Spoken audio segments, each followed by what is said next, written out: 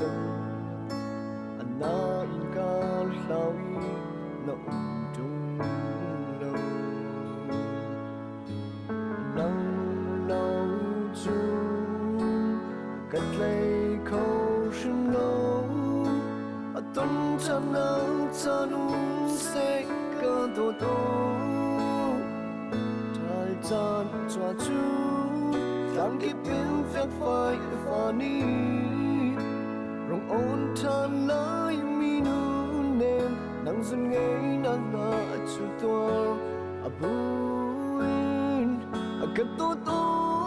a kan ngây na chat nai a chai nei chal man a ning lo a tong khâu ban a lai lo a mai lai cao ni tôn than san a chung hậu van hai lâu cần vô lấy a nang ghé lo cần leng lai tu ga pun pun cần phải chỉ lại ô cái tô tô tâm tên mang thar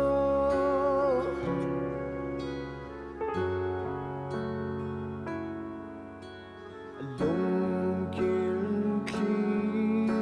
a cây cái tum số la anh nu niềm na mi tham ai sẽ dung ra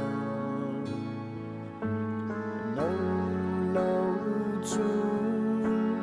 cách lấy khâu sớm lâu ở chung có thiên sinh khát sáng căn trong ở chỉ lời trái gian cho chúng đang kiếp biến phép phai phá ni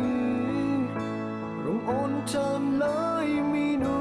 nem nang dun ngây nang na chu toar a buin a kat to to a kan ngây na pian nai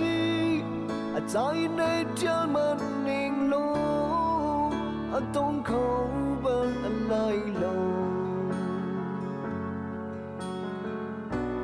mai lấy cao ni tôn tràn tràn ở chung hậu van hai lâu cần vô lấy nắng ghé lo cần lên lại tu ga pun pun cần phải chỉ lại ô cái tô tô tâm tên mang thar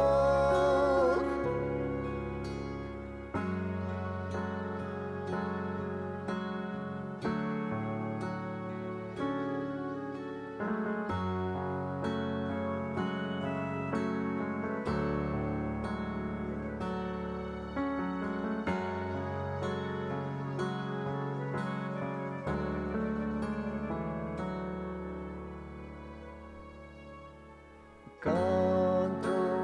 to san mangan kan tong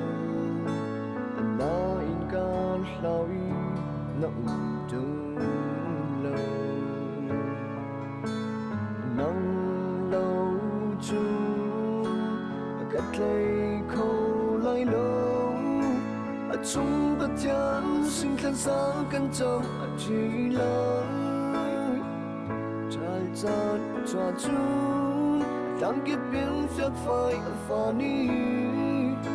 rong ôn than lại mi nu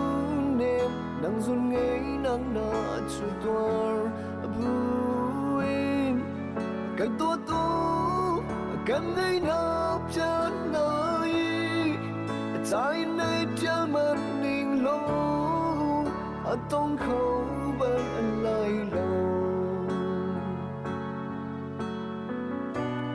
mai lấy cao đi tôn tràn tràn ở chung hậu van hai lâu cần vô lấy nắng ghé lo cần lên lại tu ga pun pun cần phải chỉ lại ô cái tô tô tâm tên mang thar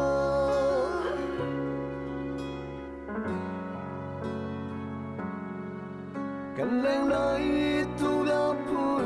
pun cần phải chỉ lại ô cái tô tô tâm tên mang thar